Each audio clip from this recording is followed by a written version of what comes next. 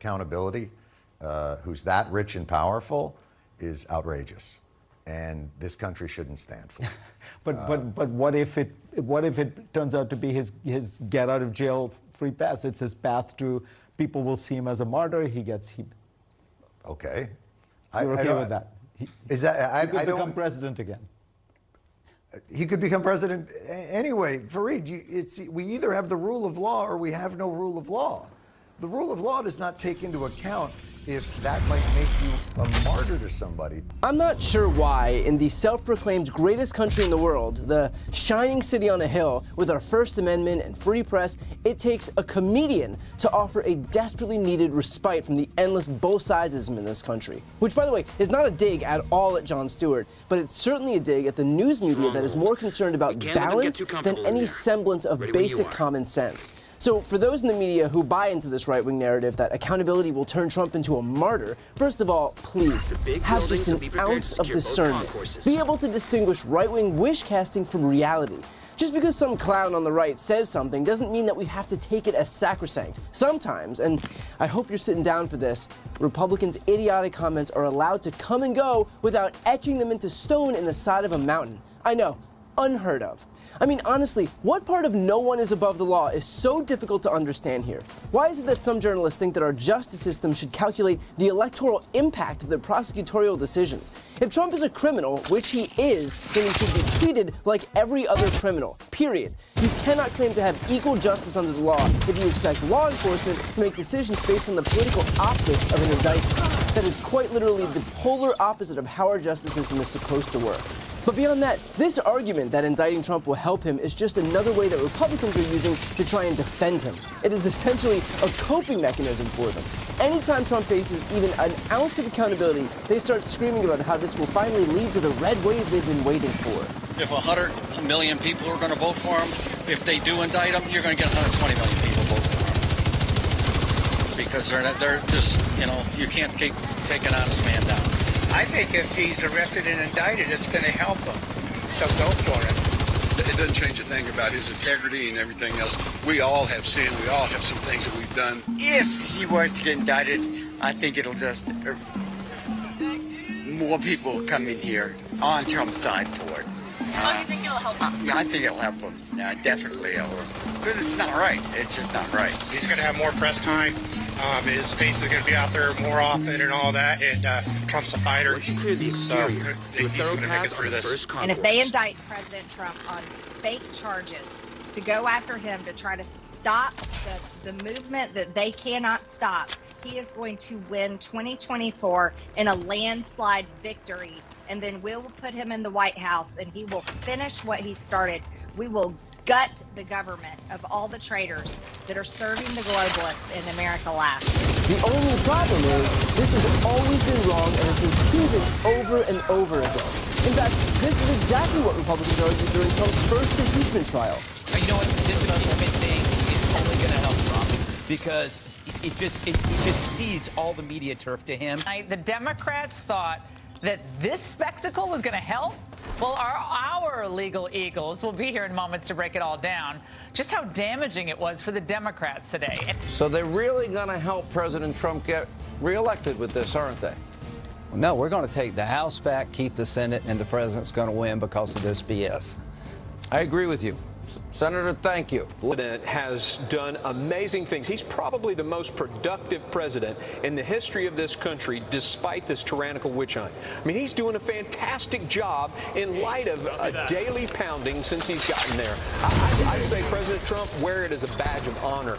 These people are wrong. Pelosi is leading, like I said, a witch hunt. It's ridiculous, and it's going to help the president in the long run. And so Democrats have no choice but to march forward, despite the fact that it will inevitably destroy them, and they know it will. It's poignant, almost. Congresswoman Debbie Lasko represents the state of Arizona. She's been a sharp critic of all of this impeachment since it began, and she joins us now. Congresswoman, thanks so much for coming on. Thanks for having me, Tucker. I loved your intro, too. Well, it was heartfelt, and I mean, you work there, I don't, so you tell me. Do you run into Democrats who sincerely think this is going to help them? I imagine there are Democrats that think this is going to help them, but you're right. I think it's going to really hurt them, and they're going to lose seats, and the Republicans will regain the House of Representatives. And as we all know, those Republicans were spot on, and Trump rode a massive red wave to re-election while destroying the Democratic bar. I'm just kidding. The Republicans literally delivered one of the worst electoral performances possible, losing the Senate and the White House, and watching Democrats gain seats in the House. And of course, instead of doing any introspection after these entirely wrong predictions, Republicans simply doubled down and made the same predictions when the FBI executed a search warrant at Mar-a-Lago shortly before the 2022 midterm elections, claiming again that any shred of accountability for Trump would equate to massive wins for Republicans. David Brooks, a full-time Republican apologist at the New York Times, wrote an article titled, "Did the FBI just re-elect Trump?" saying that the FBI executing a search warrant in 2022 was going to destroy Democrats' electoral hopes. Quote, "What happens if a prosecutor charges Trump and he is convicted just as he is cruising to the GOP nomination or maybe even a presidency? What happens if the legal system, using its criteria, decides Trump should go to prison at the very moment that the electoral system, using its criteria, decides he should go to the White House? I presume in those circumstances, Trump would be arrested and imprisoned. I would also presume that we would see widespread political violence from incensed Trump supporters who would conclude that the regime has stolen the country. In my view, this is the most likely path to a complete democratic breakdown." In other words, he is literally arguing to not enforce the law because Trump supporters could become violent if they do. Again, this is the polar opposite of how the law is supposed to work. If Trump supporters become violent as a result of the law being enforced against Trump, the solution is to also prosecute those violent Trump supporters, not to bend to their will. Why? Because that quite literally facilitates the violence that these Republicans are pretending is inevitable. The only reason it would be inevitable is because of this mentality. Talk about circular logic. David Brooks refers to this potential for violence as a crisis of legitimacy.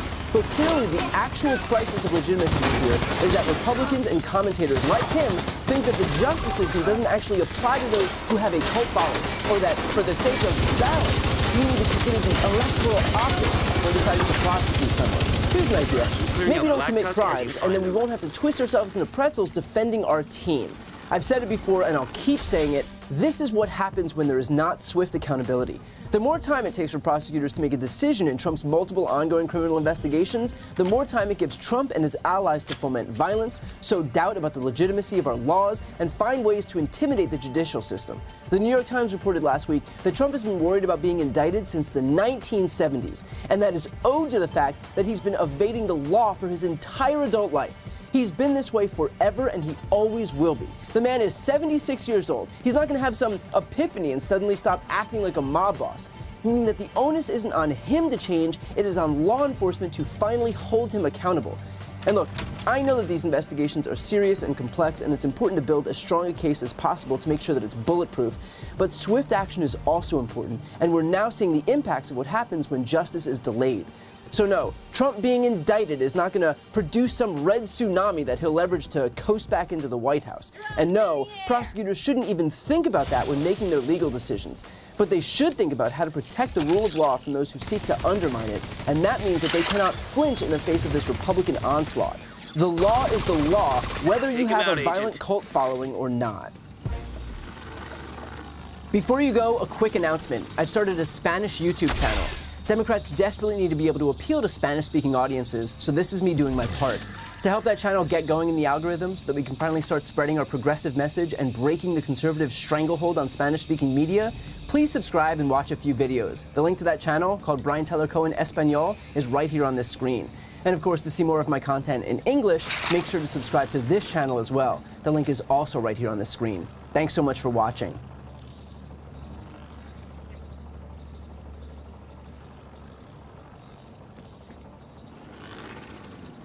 What if you could do SEO smarter and faster?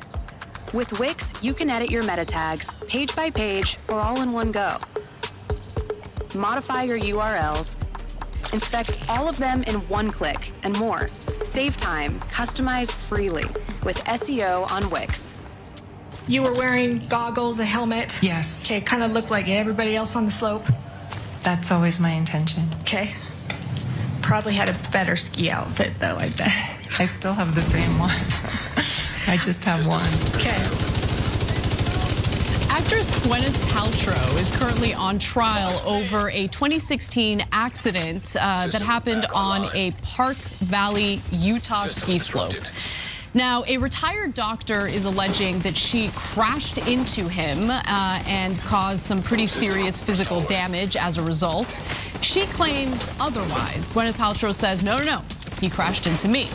Now, I want to be clear about something. I don't know what the reality is, and I'm not going to opine on that at all. The whole point of talking about the trial is to comment on the plaintiff's attorney here. Now, while Terry Sanderson initially launched a legal action against Paltrow for $3.1 million, Terry Sanderson, of course, is the doctor that is alleging that he has physical and mental damage as a result of that accident.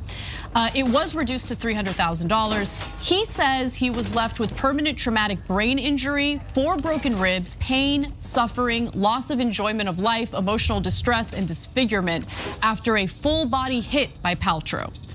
She is countersuing him for $1 and claims that he's the one who ran into her and that the only reason why he's suing her is because he knows that she is a wealthy and famous celebrity. Now, with those details out of the way, which again, we don't know what the truth is, I'm not going to adjudicate that. We should go to Cenk because he really wants to comment. Yeah, so you're going to see the lawyer do some really weird stuff here. But afterwards, I'm going to explain why she's doing Oh, okay, Columbia School. Okay, Columbia University. All right, relax, Mr. Lawyer. Yeah, not a big deal, not a big deal. No, just mention. All right, so with that said, let's go to the first video showing the man's lawyer questioning Gwyneth Paltrow. He has deterred you from enjoying the rest of what was a very expensive vacation. Well, I lost half a day of skiing. Yes. Right. Okay. May I ask how tall you are?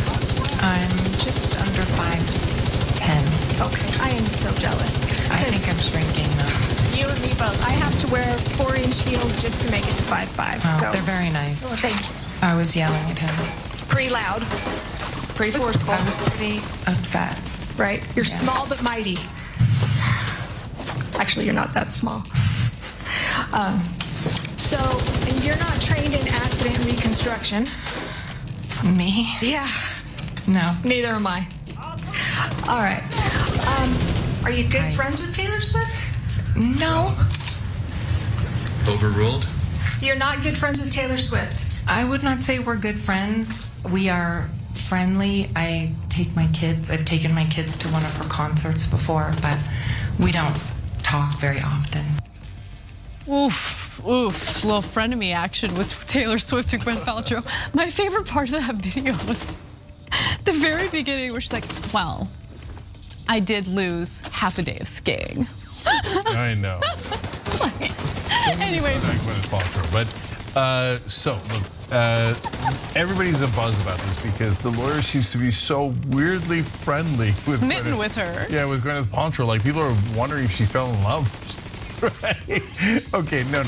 So look, it was a little over the top, for sure. Okay, but there's good reasons why the lawyer might be doing this. One, you want to disarm the person that you're cross-examining, right? And you want to get certain things on the record. So she talked about how tall she is. Oh, I'm so jealous you're so tall. She's trying to say, and later, my guess is she'll make the argument, Gwyneth Paltrow's kind of big, right? And so when she ran into my client, she did a lot of damage. That's why she's with the, oh, you're small and mighty. Oh, you're not even small, you're large and mighty. So it looks like she's setting up for that kind of closing statement. I know, but we also all know, because she has disclosed it, what Gwyneth Paltrow's daily diet consists of. Consists of a fast, of course, right? She does the intermittent fasting. Yeah. Starts her day, her first meal is black coffee, which isn't a meal. Her second meal is bone broth, which also isn't a meal. And her third meal is vegetables. I'm not even kidding. She said that in a podcast. Well, okay, good. That makes me then not at all envious of her incredible wealth of celebrity. No, she's totally wasting it. I don't want that life. No, she's wasting it. Yeah. But my point is, she's incredibly thin, and like this argument I don't think is going to work, but I don't know, we'll see. But that's what she's setting up for. Now, the part we didn't show you, she also was joking around about how good Gwyneth Paltrow looks on the ski slopes, right? And then And so you wear the same kind of goggles and then, but there was a reason she was doing that, because what she was setting up for, I think, again, is, well, you look like anybody else out there, right? How could anybody even know that you were Gwyneth Paltrow? So if the idea is, hey, my client runs into you on purpose so that he could sue you, well, how would he even know? You had goggles on and you look like everyone else. She does it in a super over-the-top friendly way, so Paltrow is disarmed. And by the way, I think it worked because Paltrow's giggling and saying yes to everything that the lawyer is saying. Maybe the lawyer's a genius. No, I'm telling you, because especially with someone like Gwyneth Paltrow, they're used to being fluffed. So if you go into fluffing mode, she's like, oh yeah, I like this person. This is exactly the kind of person I hire. Okay, it says all the nice things about me. Oh yeah, it's true, I'm tall and mighty. And no one could tell it was me. You're totally right. Okay, so withhold judgment on the lawyer until we see the end of this case. She really is eating it up, though. Yeah. Okay, I know that we don't do this often, but I can't help myself. Can we watch that video again? Oh, fun. Just one more time, because I want to watch it with a more informed eye, considering the lawyer expert next to us has explained what the strategy is here. No, okay. they don't. All right, let's watch. This report, he has deterred you from enjoying the rest of what was a very expensive vacation. Well, I lost half a day of skiing. Right. Okay. May I ask how tall you are? I'm just under 5'10". Okay. I am so jealous. I think I'm shrinking though. You and me both. I have to wear 4-inch heels just to make it to 5'5". Well, so they're very nice. Oh, thank you. I was yelling at him. Pretty loud. Pretty forceful. I was pretty upset. Right. You're small but mighty. Actually, you're not that small. And you're not trained in accident reconstruction. Me? Yeah. No. Neither am I. All right. Are you good friends with Taylor Swift? No. Overruled? You're not good friends with Taylor Swift. I would not say we're good friends. We are friendly. I've taken my kids to one of her concerts before, but we don't talk very often. Rocky, my dad, this is built on their shoulders. You out there boxing. I need you to start fighting. Creed 3, rated PG-13. It's amazing. I think you're right. I have to add some more context, though, because after that last bizarre moment involving Taylor Swift and whether or not they're buddies, apparently the lawyer asked if Paltrow had ever given Taylor Swift an intimate gift for Christmas, and she was likely referring to a Goop video in which Paltrow suggests giving a vibrator as a present for Swift, but apparently the judge shut that line of questioning down. Damn. I don't know how that's relevant, but anyway. Didn't Taylor Swift countersue for $1 just like Gwyneth Paltrow is doing? I thought maybe that's why she was bringing it up. But anyway, yeah, I agree with the judge. I think if I was a judge, I'd let almost all the evidence in. I think they exclude way too much evidence. But what is the vibrator with the story, okay, in this case? Nothing. So anyways, look guys, for all of this like theatrics, this is the easiest case in the world. Who ran into who? That's it. We're done. Okay? There's got to be surveillance or video of some sort, no? I don't know. If the slopes don't have video of it, that's the only place in the world that has no cameras. So maybe if you want privacy, you go to find a slope like this. But seriously, because he's saying she ran into me and I got the 4 broken ribs, etc., and she was reckless and I'm owed money. She's saying, what are you talking about? You ran into me. Well, if he ran into her, then obviously he doesn't have a case. So all the jury has to do is forget about the vibrators and the goggles and all this stuff. They just have to determine who ran into who. Okay, yeah. And boom, that's the whole case. That's 100% of the case. Right. Now, they have 8 days to figure that out. I can't believe this is going to be an 8-day trial. And also, you are correct, Cenk. So the whole point of bringing up the Paltrow, Taylor Swift element is to see if she was inspired by Swift to countersue. For $1. For $1, yeah. Yeah, well, if that's the case, you should thank Taylor Swift. She could have countersued for $1 million, right? And bankrupted the bejesus out of you if she's right, right? And by the way, don't ever get, like, if you're ever on a jury, don't be biased, right? So I'm, as you can tell, Gwyneth Paltrow's not for me. She's for other people. Okay, Goop is not for me. It's for other people. Okay, so, but if you're on the jury, who cares what your bias is? Just, is she right or is the other guy right? Period, right? Can I just say, I mean, look, I get that it's the principle of the matter and you don't want people to like take advantage of you because you're of means, right? Like for instance, Paltrow's company Goop is worth $250 million. But the lawsuit amount went from $3 million to $300,000. I think I would just. I don't want to be on the stand. Like I don't want to do this. So I would just give him the $300,000. No, you wouldn't. I know you'd fight, and I'll tell you why. Because look, if it's a frivolous lawsuit, those are the most annoying things on. They really are. And she's already paid her lawyers more than the $300,000. Yeah, I guarantee it. But I would fight it, and you would fight it, because if you give this rando dude, if he ran into you, then you give him $300,000. Then everybody's going to run into you and ask for $300,000. That's a good point. Okay, so you got to fight him. You don't have a choice. And why are people so awful? This is why I want to live. Either way, it's awful. In a secluded We're place. not because. If Gwyneth Paltrow ran into him and she doesn't want to give him $300,000 when she's this rich and she broke the poor guy's ribs, etc., then she's awful. If the guy ran into her and then sues her just because she's rich, and he's awful if he did that. So one of them is definitely awful. Right, and we don't know for sure yet. So to be clear, we have not adjudicated this case. We'll see how it plays out. I have no idea. Right. I'm not on the jury. I have no idea who ran into it. Thanks for watching The Young Turks. We really appreciate it. Another way to show support is through YouTube memberships. You'll get to interact with us more. There's live chat emojis, badges. You've got emojis of me, Anna, John, JR. So those are super fun. But you also get playback of our exclusive member-only shows and specials right after they air. So all of that, all you gotta do is click that join button right underneath the video. Thank you. From moments of awe in front of masterpieces to cry laughing with your tour group. Make memories with Get Your Guide. Unforgettable travel experiences.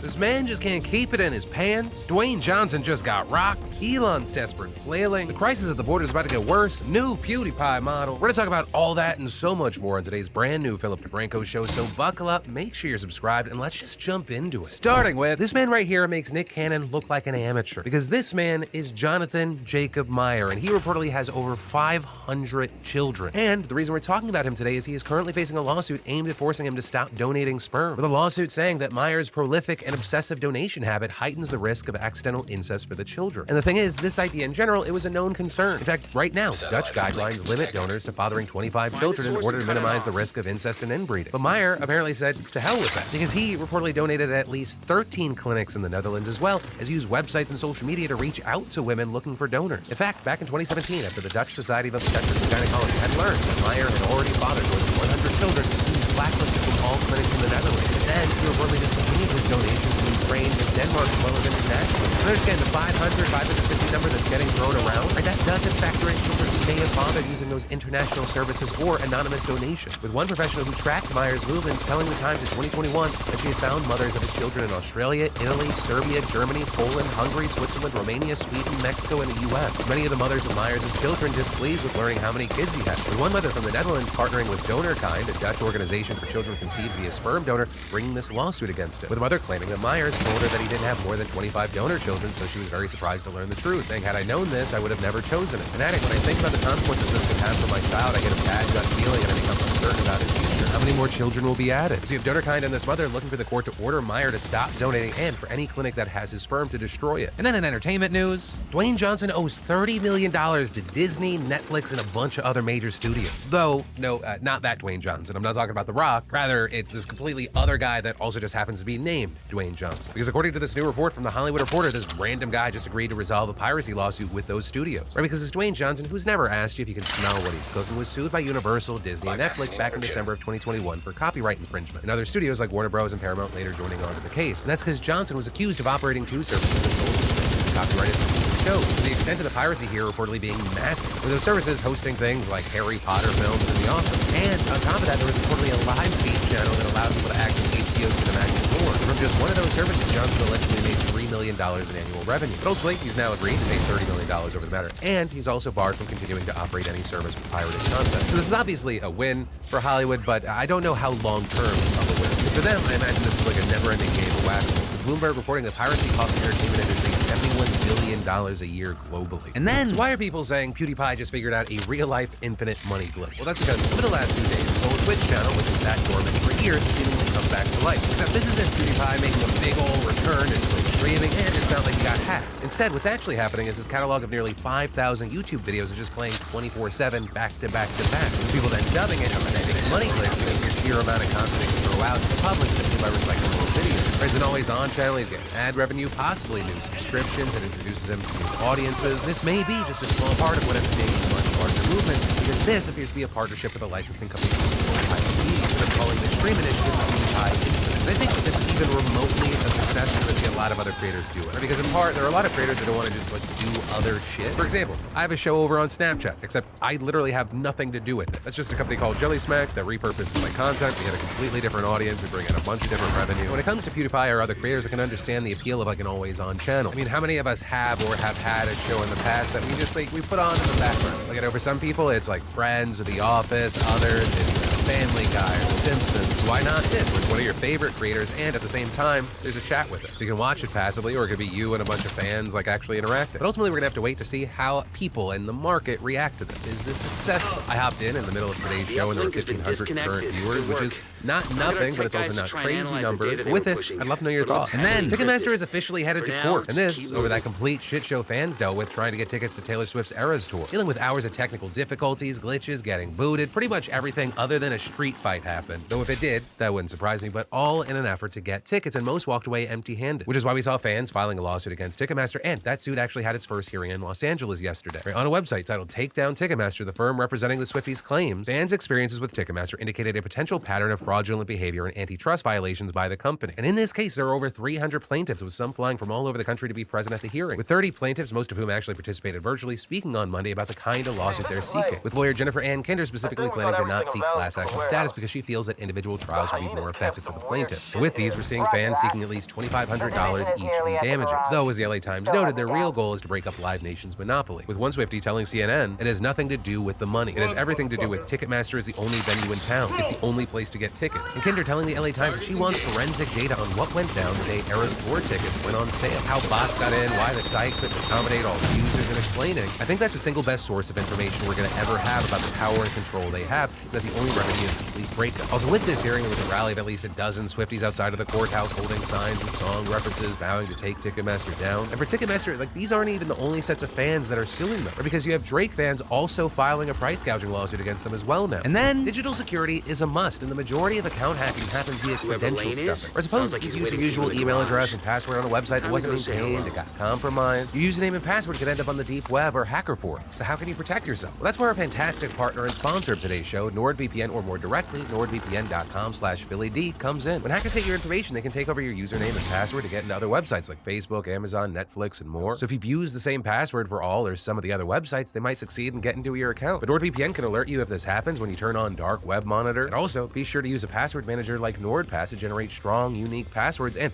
always have them at your hand without actually having to remember them. So get protected. Go to NordVPN.com/PhillyD to get a 2-year plan plus 4 additional months for free. It's a good deal. You don't want to pass it up. It's NordVPN.com/PhillyD. It's all risk-free with Nord's 30-day money-back guarantee. In business news, Twitter is becoming unrecognizable. I made a joke yesterday about how weird its algorithm is, that whole For You page. It's the default section of the platform now, and for me, it promotes just completely insane videos of people like getting punched in the back of the head from accounts I don't follow or would have no interest in, as well as just like the most incendiary tweets that seemingly are trying to like bait me into a reaction. And now with Elon Musk's newest announcement, it's probably just going to get worse, because he just announced that starting on April 15th, only verified accounts are going to come up on people's For You page. And if you don't pay Elon Musk a monthly fee for your checkmark, you can't even vote in Twitter polls. With Musk trying to justify his decision today, saying this is the only realistic way to address advanced AI bots once taking over. It is otherwise a hopeless losing battle. Yes, definitely that, and not related to all the humans who helped him lose that Twitter poll he put out back in December, where he was like, should I stay stepped down and people were like, yes, motherfucker. You know what, this seems to have moved even more people than thinking that Elon Musk's recent year and desperate cash grab. The previous reports hitting on how underwhelming the revenue has been for Twitter blew up to this point. Others saying that Musk's decision also completely ignores the free options that got bought and some people suggested. It looks like requiring ID for accounts, so I don't think that would be a completely popular option either. Unless you're like a devout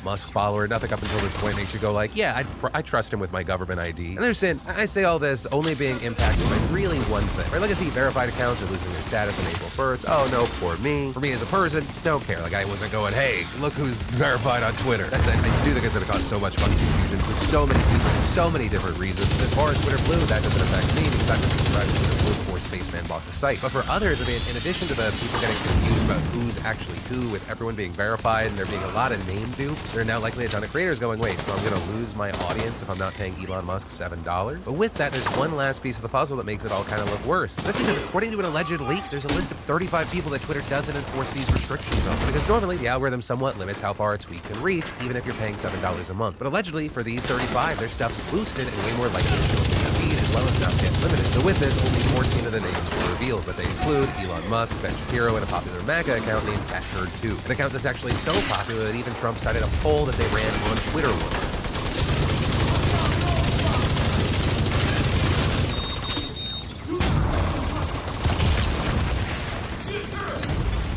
Serious trauma detected.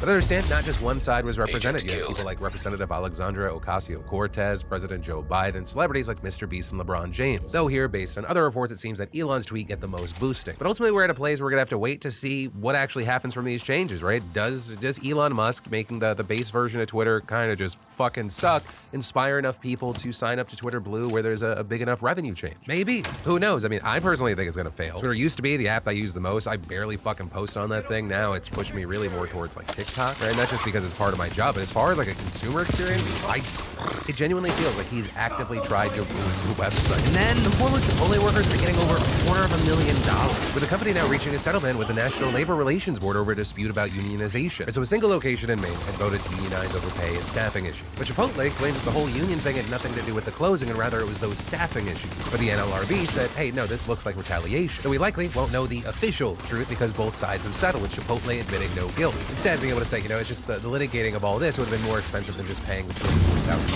Which, hey, money is money. That's great for these employees. But also the other way you can look at it is for a company like Chipotle, they would rather close a store and just pay $240,000 than deal with 24 unionized employees. Especially because just their mere existence increases the likelihood of people unionizing elsewhere. And then in international news, at least 39 people died last night in a protest gone horribly wrong. So it all started just across the border from El Paso and Ciudad Juarez, Mexico, where you had local authorities picking up illegal migrants off the streets and throwing them in a detention center reportedly holding 68 adult males. And then when some of them learned about their impending deportation, they reportedly set mattresses on fire in protest, according to the Mexican president. Since the mattresses were so flammable, the blaze spread quickly, and soon smoke subsequently making death, with others presumably burning, leading to a death toll of 39 so far, as well as 29 who were seriously injured. I mean, not a single migrant got out unscathed. But despite the horrific scale of this tragedy, it still doesn't surpass the 53 migrants found dead inside a sweltering San Antonio tractor-trailer last July. And even that's nothing compared to the over 890 migrants' bodies recovered by U.S. authorities in the 2022 fiscal year, with many drowning in the Rio Grande, others dying during the days-long trek across remote mountainous areas of the U.S. And even that doesn't count the dozens who were lost at sea or died last year on the Mexican side of the border. But all of this is set to get even worse as a surge of illegal immigration is expected this spring after a pandemic-era restriction known as Title 42 lapses. And the Biden administration has expelled hundreds of thousands of migrants under the law, and to prevent what's already a record border crisis from getting worse, it's proposed a new policy. A policy that would largely prohibit migrants to pass through other countries on their way to the border from applying for asylum in the U.S., which has also led a dozen Senate Democrats to denounce the policy, calling it a revised version of Trump's policy that went into effect in 2020 and was later struck down in a federal court. I'm joining a chorus of voices, including thousands of migrant activists in the UN Refugee Agency. That's where I'm going to leave you today. Thank you as always for being a part of my daily dive into the news. My name's Philip DeFranco. You've just been filled in. I love yo faces, and I'll see you tomorrow.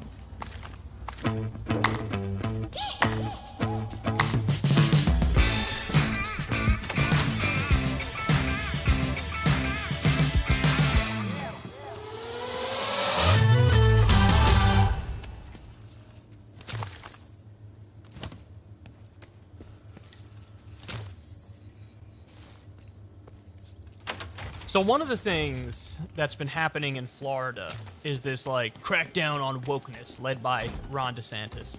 And, you know, the argument they make is like, hey man, the left has gone way too far, cancel culture has gone way too far, wokeness has gone way too far, and so now you have in our classrooms, they're teaching white kids to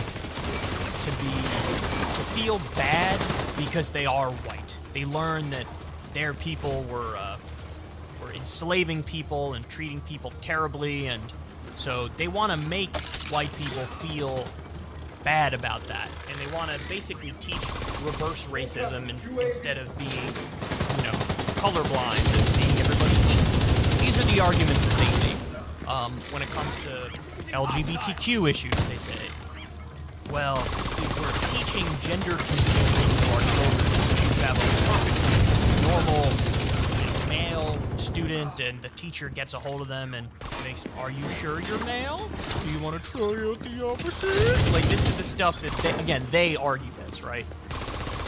And so they've done various bills in their mind to try to correct this issue. So you have, like, the Stop Woke Act. And, what's known as the Don't Say Gay law. I think the actual name is the remaining Black Tusk have nowhere to run education law or something like that. Kay is cornered in the arena. Take her out. What these things become in practice is very different, right? So in practice, the Don't Say Gay law has now manifested in a way where you can't, if you're a teacher and you're in a same-sex marriage, you can't put a picture of you and your spouse on the desk. Because then, you know, a kid might ask, who's that? It might open up a conversation about what being gay is, right? And so they're like, can't do it. Used to only apply up to like 3rd or 4th grade. Now they just expanded it to 12th grade. Even high schoolers, you can't have this conversation. One of the DeSantis laws makes it so that all the books that are in a school library or in a classroom have to be pre-approved by a state department. And so now you have teachers who are like taking all their, like emptying their bookshelves because they don't have pre-approval for the books. Even though the books are totally benign. Now they come out and they say, DeSantis in particular says, bro, I'm just trying to get porn out of our 2nd grade classrooms, bro. What are you in favor of porn in 2nd grade classrooms, bro? And of course that's, you know, it's smug, it's dismissive, and it's total dodge as to the reality of the situation. Here we have another example of what's happening with this new environment and climate in Florida. So, this is Yahoo News. Florida students' discomfort causes cancellation of civil rights class. Wow. All right, let's 1963, in the midst of the civil rights movement, 2 small schools in Brevard County, Florida, merged to form what is now known as Eastern Florida State College. The goal of the new college was to offer affordable tuition and to provide educational opportunities to the Black residents in the area. 60 years later, it is now Governor Ron DeSantis' Florida, and Eastern Florida State College is making headlines for this. Canceling a U.S. government class after a student cited discomfort during a discussion on civil rights. 1 student, singular. Now, we don't know who the student was or the exact context of the discussion, but what happened was the class was canceled under the umbrella of Governor DeSantis' Stop Woke Act, which specifically bans the teaching of any lesson, especially those about race and racism, if the lesson makes any student feel discomfort. And here's what that looks like in real life. The topic was civil rights. No specific bit of it, just in general, as far as I'm aware. And so the teacher basically had to cancel this class of about 20 students in total because of the students' discomfort.